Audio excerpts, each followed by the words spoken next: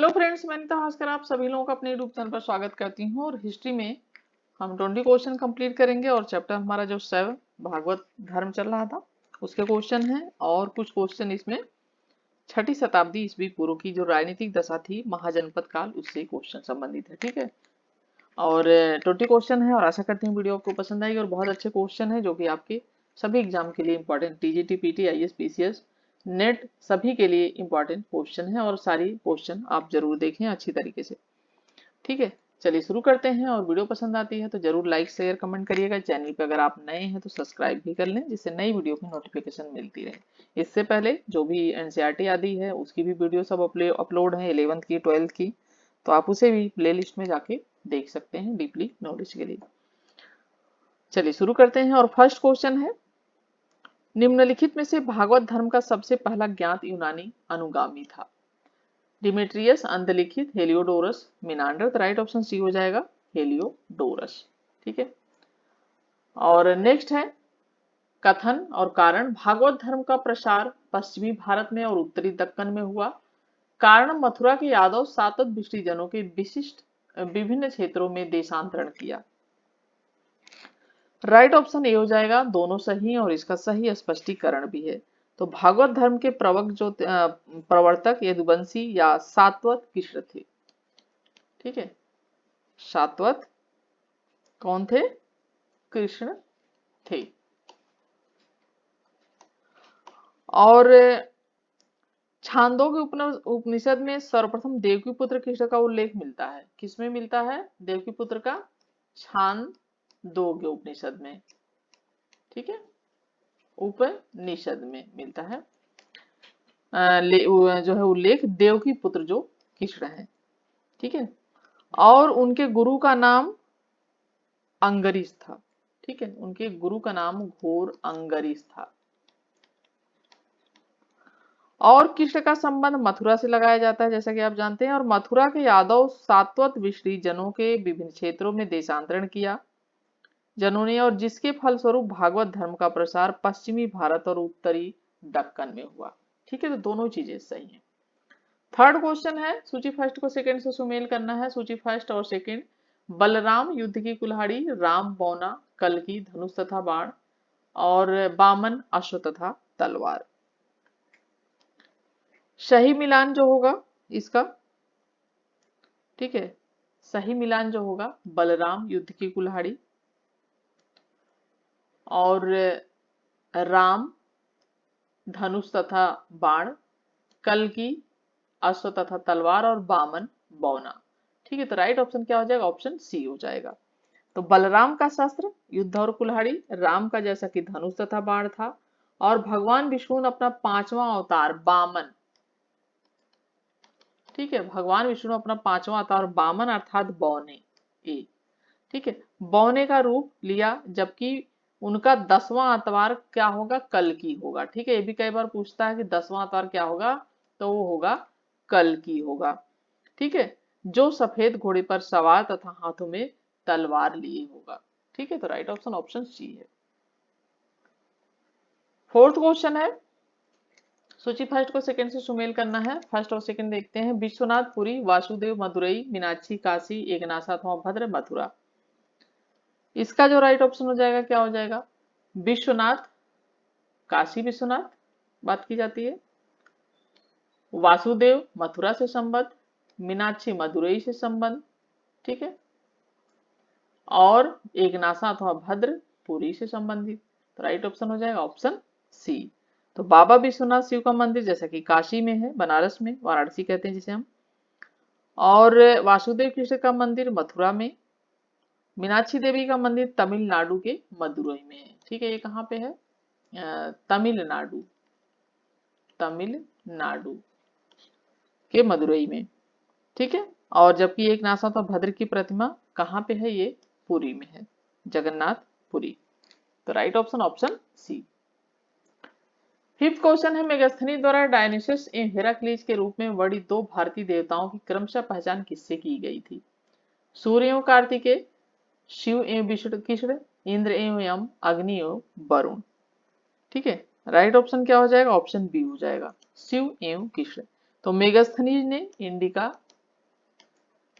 जो प्रसिद्ध पुस्तक लिखा है। और जेबोरस यमुना के नदी के किनारे स्थित सैरसनोई जाति के लोग हेराक्लीज और डायनिसस की पूजा करते थे। ठीक है, किसकी पूजा करते थे? डायनिसस और हेराक्लीज की पूजा करते थे। और हेराक्लीज की पहचान किससे है? कृष्ण से है।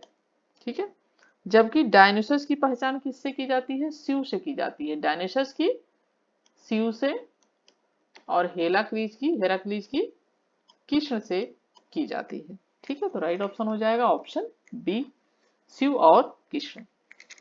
अब हम थोड़ा 16 महाजनपदों के बारे में ये क्वेश्चन पढ़ेंगे, जो 15 क्वेश्चन और हैं ये।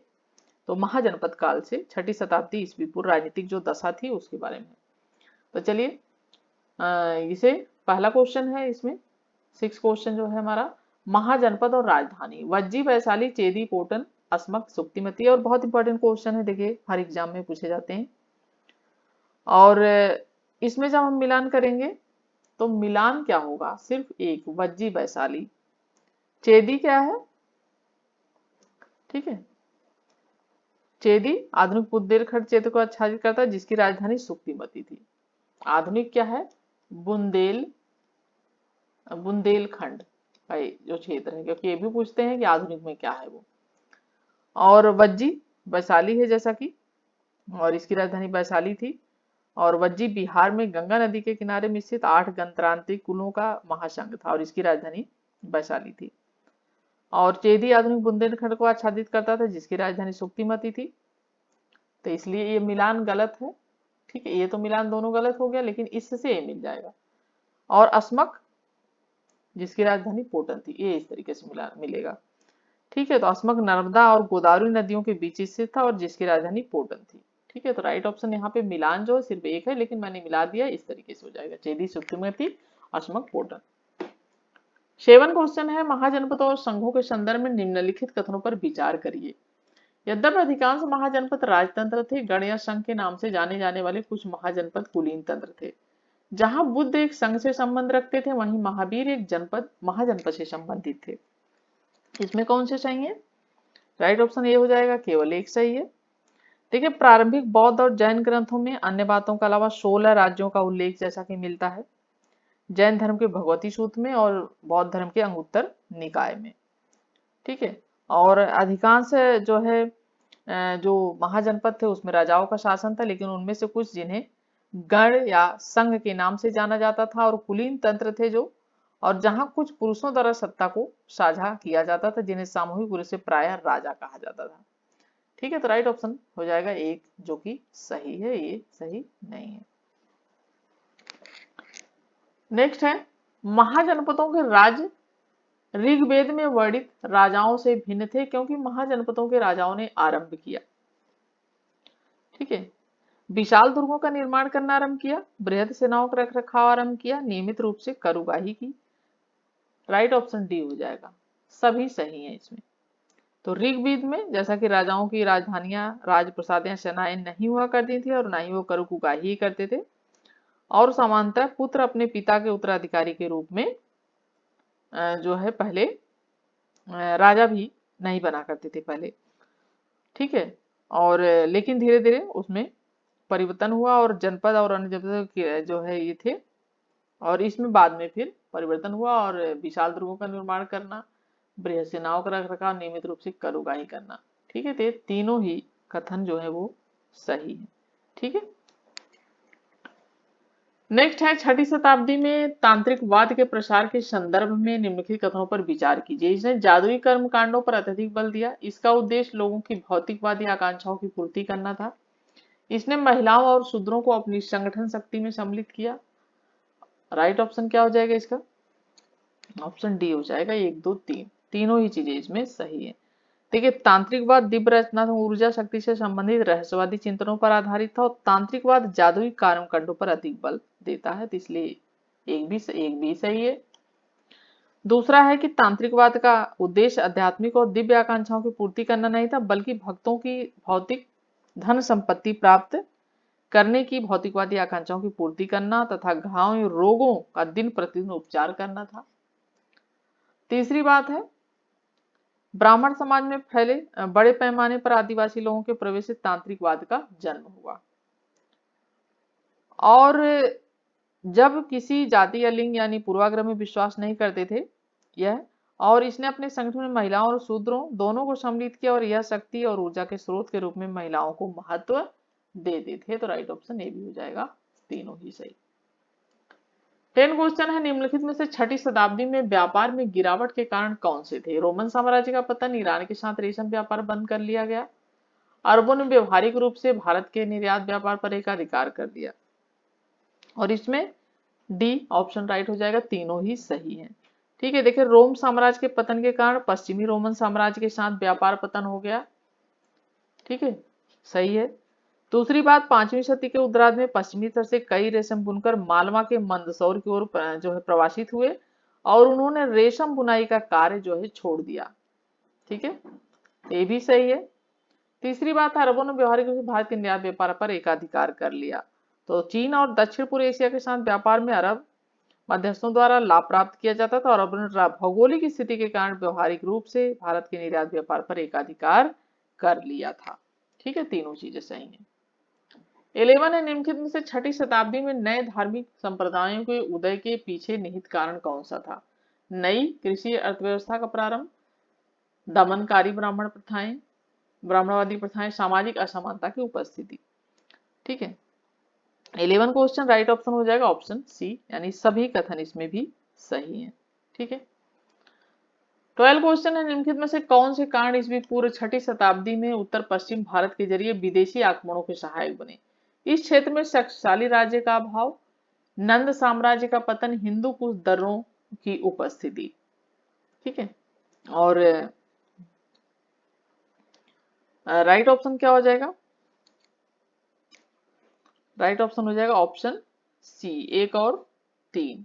ठीक है, 1 और 3 ए, तो ऑप्शन सही हो जाएंगे। तो उत्तर पूर्व भारत में छोटे राज्य और गणराज्यों का धीरे धीरे मगध साम्राज्य में क्या हुआ था? विलय हो गया था। ठीक है, मगध में। और उत्तर पश्चिम भारत में छठी शताब्दी से पूर्वार्ध में एक अलग तस्वीर प्रस्तुत की। कंबोज और गंधार जैसी जो छोटी छोटी रियासतें थी एक दूसरे से लड़ रही थी आपस में, और इस क्षेत्र में मगध जैसा कोई अकेला शक्तिशाली राज्य नहीं था जो इन युद्धरत समुदायों को एक संगठित साम्राज्य के रूप में एक कर सके। और यह क्षेत्र समृद्ध था और उसमें हिंदू को उसके दर्रे के जरिए सरलता से प्रवेश किया जा सकता था। ठीक है, और नंद पूर्वी भारत में थे तथा चौथी शताब्दी ईस्वी पूर्व के दौरान उनका पतन हो गया था। ठीक है, तो राइट ऑप्शन हो जाएगा यहाँ पे ऑप्शन सी, 1 और 3। ठीक है,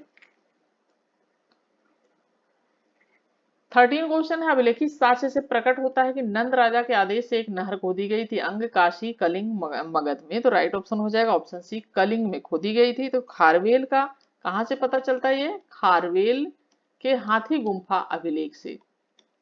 ठीक है, हाथी गुम्फा अभिलेख से पता चलता है कि महापद्मनंद की कलिंग विजय का पता चलता है उससे, और उसने कलिंग में एक नहर का निर्माण करवाया था। ठीक है, किसने करवाया था? महापद्मानंद ने। ठीक है, नेक्स्ट है, प्राचीन भारतीय राजनीतिक इतिहास के संदर्भ में निम्नलिखित में से कौन से महाजनपद गणराज्य थे? कपिलवस्तु, वैशाली, कौशाम्बी, कौशल, अवंती। ठीक है, तो इसमें कौन सा सही हो जाएगा और राइट ऑप्शन क्या हो जाएगा? ऑप्शन ए हो जाएगा, 1 और 2, यानी कपिलवस्तु और वैशाली।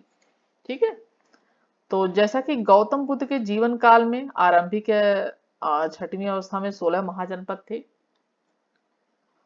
ठीक है, और कपिलवस्तु के शाक्य और वैशाली के लिच्छवी इनमें अधिक महत्वपूर्ण गणराज्य थे। कपिलवस्तु के शाक्य और वैशाली के लिच्छवी।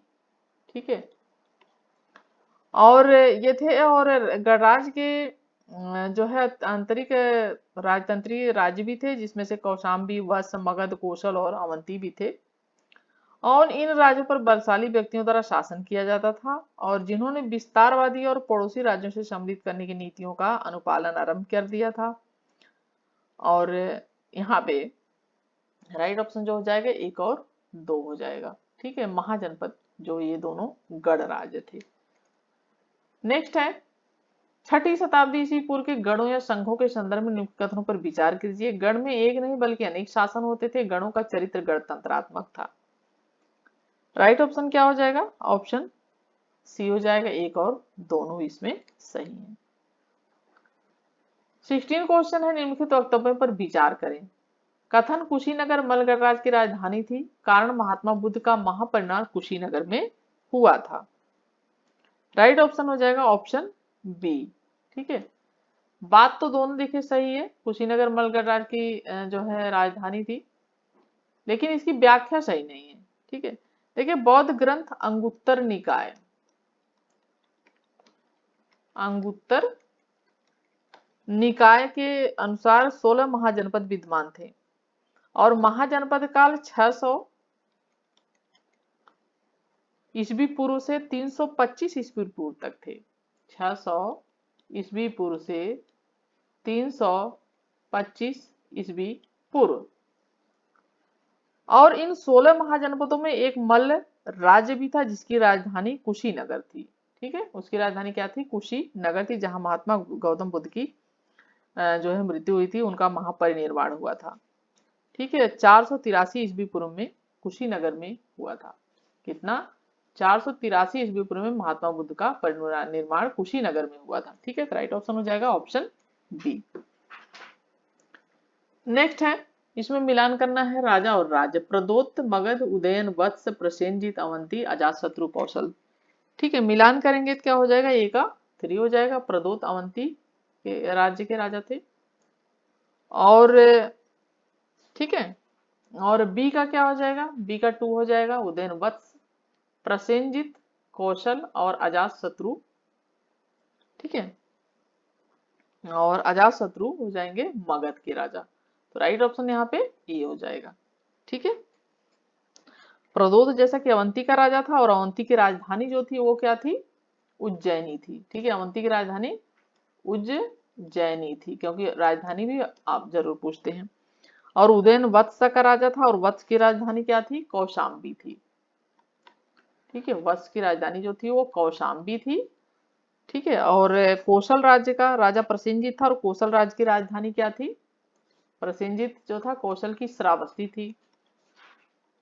ठीक है, और मगध राज्य का राजा जो है अजातशत्रु था और मगध राज्य की राजधानी क्या थी? गिरी ब्रज। ठीक है, जो भी आज गिरी ब्रज थी, और राजगिरी भी कहीं कहीं नाम दिया था, राजगिरी या गिरी ब्रज। ठीक है, तो राइट ऑप्शन हो जाएगा ऑप्शन ए। 16 महाजनपदों की सूची उपलब्ध है महाभारत, अंगुत्तर निकाय, छांदोग्य। तो राइट ऑप्शन देखिए यहाँ पे बी हो जाएगा, अंगुत्तर निकाय में। ठीक है, तो अंगुत्तर निकाय में 16 महाजनपदों का क्षेत्र विस्तार, कौशल तथा मगध जानपद राजनीतिक संघर्षों का वर्णन मिलता है। नेक्स्ट है 19 क्वेश्चन, निम्नलिखित में से किस राजा ने पाटलिपुत्र को बसाया था? शिशुनाग, बिंबिसार, अजातशत्रु, उदयन। बहुत महत्वपूर्ण क्वेश्चन है, एग्जाम में हमेशा पूछा जाता है किसी एग्जाम में। और राइट ऑप्शन हो जाएगा ऑप्शन डी, उदयन ने। तो पाटलिपुत्र जो आजकल के समय में बिहार में पटना है, वो पाटलिपुत्र के नाम से जाना जाता था। और उदयन जो है इन्होंने उदयन ने बसाया था। ठीक है, तो वायु पुराण, परिशिष्ट पर्वत और जो है गार्गी के अनुसार उदयन ने गंगा एवं सोन नदी, ठीक है, गंगा एवं सोन, तो गंगा एवं सोन नदी के संगम पर पाटलिपुत्र नगर बसाया था। और पुराणों के अनुसार उदयन ने 33 वर्ष, ठीक है, 33 वर्ष तथा महावंश के अनुसार 16 वर्षों तक शासन किया था। ठीक है, पुराणों के अनुसार कितने वर्ष किया था?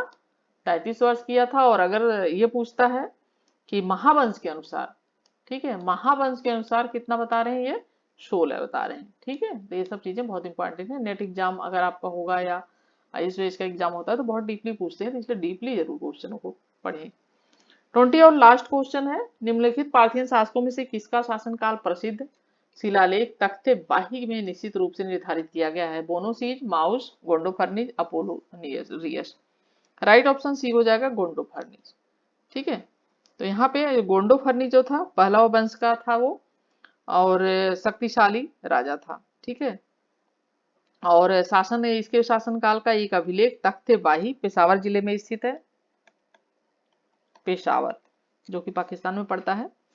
और जिस पर 103 तिथि दी गई है और इसे विक्रम संवत की तिथि स्वीकार किया जाए तो यह निष्कर्ष निकलता है 103 माइनस 57 बराबर 46। ठीक है, तो जो है ये बताते हैं कि शासनकाल के 26वें वर्ष की ये उसके तिथि है। और गोंडो फर्निच के सिक्के पंजाब, सिंध, कंधार, सिस्तान और काबुल घाटी में पाए जाते हैं और इससे उसके विस्तृत साम्राज्य की सूचना भी मिलती है। तो 20 क्वेश्चन कंप्लीट होते हैं और आशा करती हूँ वीडियो पसंद आई होगी। अगर पसंद आए प्लीज लाइक शेयर कमेंट करिएगा, चैनल पर नए हो तो सब्सक्राइब कर लीजिएगा। नेक्स्ट वीडियो मिलती हूँ आप सभी से, तब तक के लिए आप सभी का thank you for watching video.